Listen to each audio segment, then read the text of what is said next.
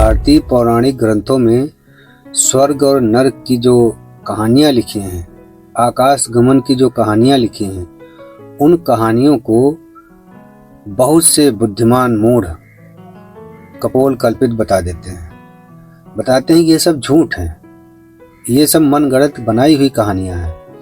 ऐसा कोई स्वर्ग और नरक अंतरिक्ष में कहीं है ही नहीं। वो सूखा सूखा इनकार कर रहे हैं उसको। योग वशिष्ठ में लीला और सरस्वती का संवाद है। वो आकाश गमन करती हैं अपने सूक्ष्म शरीरों द्वारा।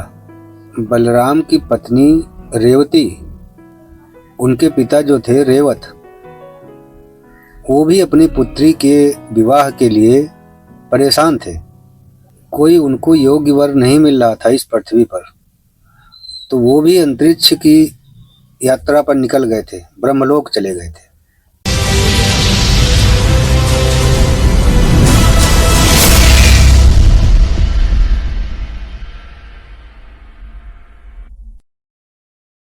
स्वर्गलोक, नरकलोक, महलोक, जनलोक, सतलोक, ब्रह्मलोक, वैकुंठ लोक, ये सब लोक भारतीय पौराणिक ग्रंथों में बताए गए हैं।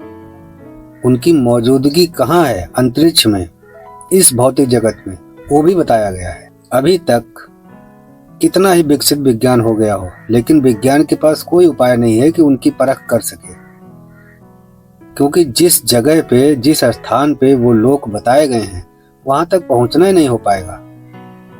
कोई नहीं पहुंच सकता, कितनी भी स्पीड हो। सबसे ज्यादा स्पीड वाला जो यान है वो सोलर पार्कर, नासा द्वारा भेजा गया जो सूर्य के निकट, उसकी स्पीड सबसे ज्यादा है। लेकिन उससे भी उन क्षेत्रों में नहीं पहुंचा जा सकता जहां पर हमारे ग्रंथों में इन लोकों का उल्लेख मिलता है। अब क्यों नहीं पहुंचा जा सकता? स्वर्ग लोक की जो स्थिति बताई गई है वो अंतरिक्ष में ध्रुव तारे की ओर बताई गई है। अब ध्रुव तारा पृथ्वी से 433 प्रकाश वर्ष दूर है, 433 प्रकाश वर्ष। अब इसको थोड़ा समझिए, क्योंकि हम जिस पृथ्वी पर रहते हैं ये बहुत छोटी है। ये हमको लगता है बड़ी है, लेकिन ये बहुत ही छोटी है, बिल्कुल रेत के कण से भी छोटा इस पृथ्वी का अस्तित्व है। महज 13,000 किलोमीटर इसका व्यास। यहाँ पर जो हमारे पास नापने का, मापन का पैमाना है वो किलोमीटर है, मील है, फुट है, इस तरह के पैमाने हैं, काम चल जाता है हमारा। लेकिन जब हम अंतरिक्ष की बात करते हैं तो वहाँ पर दूरी इतनी अधिक होती है जिसकी हम कल्पना भी नहीं कर सकते। कल्पना हम कर ही नहीं सकते। हमारे सारे मेजरमेंट वहाँ पर बौने हो जाते हैं उस दूरी पर। कोई उपाय नहीं। इसलिए वैज्ञानिकों ने एक नया पैमाना बनाया है आकाश की यात्रा नापने के लिए। वो पैमाना है प्रकाश वर्ष का। हम सब जानते हैं कि जो लाइट की किरण है, सूर्य की जो किरण है, उसकी स्पीड लगभग 3 लाख किलोमीटर प्रति सेकंड है। 3 लाख किलोमीटर। अब ये जो लाइट की किरण है ये एक साल में कितनी दूरी तय करेगी, इसी को हम प्रकाश वर्ष कहते हैं।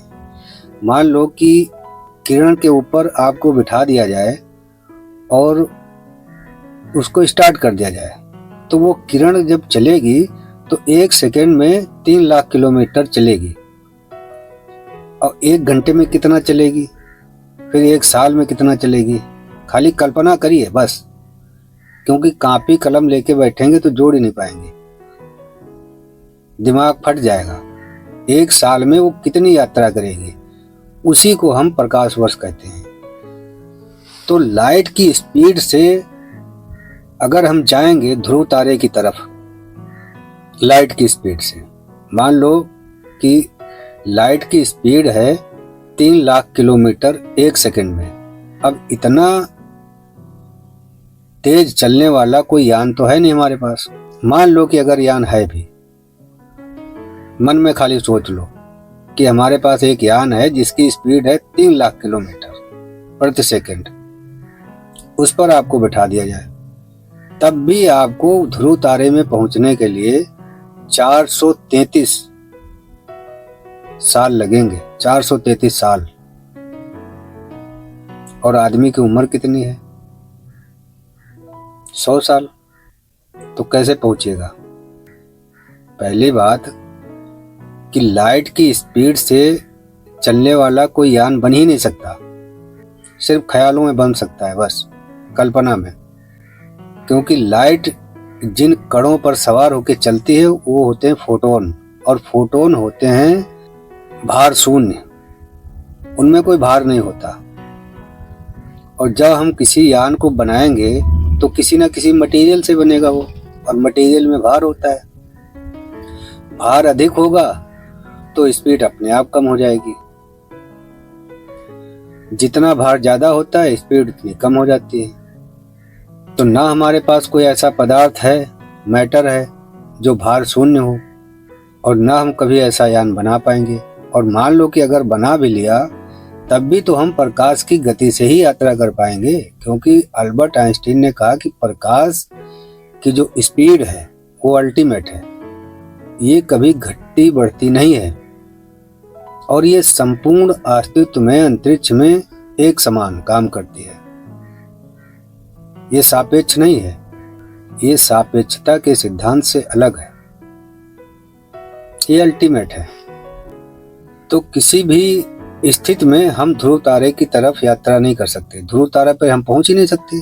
और ध्रुव तारे से हजारों योजन दूर स्वर्गलोक है, हजारों योजन दूर। पहले तो आप ध्रुव तारे पे पहुंचिए। ध्रुव तारा समझ लीजिए कि बॉर्डर है, उसके इस तरफ जो है लोक, ये पृथ्वी लोक, भूतल के लोक हैं, निचले स्तर के। और ध्रुव तारे से ऊपर, हालांकि ये ऊपर नीचे की जो हमारी समझ है ये भी फजूल है। अंतरिक्ष में कहीं कोई ऊपर नहीं है, कहीं कोई नीचे नहीं है, लेकिन समझने के लिए ये बताया गया है कि ध्रुव तारे से ऊपर। तो पहले तो आप ध्रुव तारे तक ही नहीं पहुंच पाएंगे, पहुंच ही नहीं सकते किसी भी सूरत में। और ध्रुव तारे से ऊपर वो जो क्षेत्र है वो शुरू होता है, वहां स्वर्गलोक, उसके ऊपर महरलोक, जनलोक, सतलोक, तपलोक, ब्रह्मलोक, वैकुंठ लोक, ऐसे क्रम से लोक हैं। और वो जो लोक हैं उनकी दूरी करोड़ों करोड़ों योजन, करोड़ों करोड़ों प्रकाश वर्ष दूर बताई गई है। तो जब हमारे पास कोई पैमाना नहीं है वहां पहुंचने का, वहां पर मापन का, तो हम कैसे कह सकते हैं कि ये लोक हैं ही नहीं। जो ये कहते हैं कि स्वर्गलोक है ही नहीं, कोई भौगोलिक स्थिति है नहीं, स्वर्गलोक, ब्रह्मलोक है ही नहीं, वैकुंठ लोक है ही नहीं, ये उनको समझना चाहिए कि वो किस आधार पे कह रहे हैं कि ये लोक नहीं है। जो हबल टेलीस्कोप था वो सबसे बड़ा टेलीस्कोप था, उसके बाद उसको रिटायर कर दिया गया। उससे भी बड़ा, उससे भी बेहतरीन एक टेलीस्कोप लगाया गया जिसको वेब टेलीस्कोप कहते हैं। ये टेलीस्कोप इतने बड़े हैं कि जहां पर तारे बनते हैं, नेबुला, उनकी भी इतनी क्लियर तस्वीरें ले पाते हैं।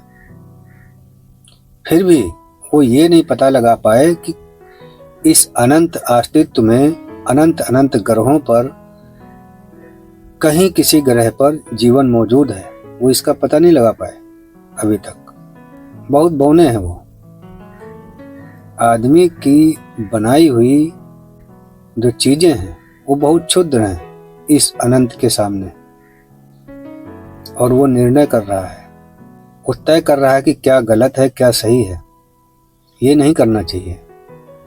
पहले जानो, वैचारिक रूप से ही जानो,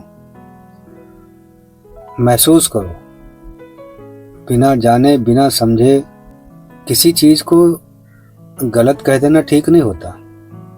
इससे सिर्फ हमारी मूर्खता ही सिद्ध होती है बस। उन बातों की सच्चाई पर कोई फर्क नहीं पड़ता। धन्यवाद।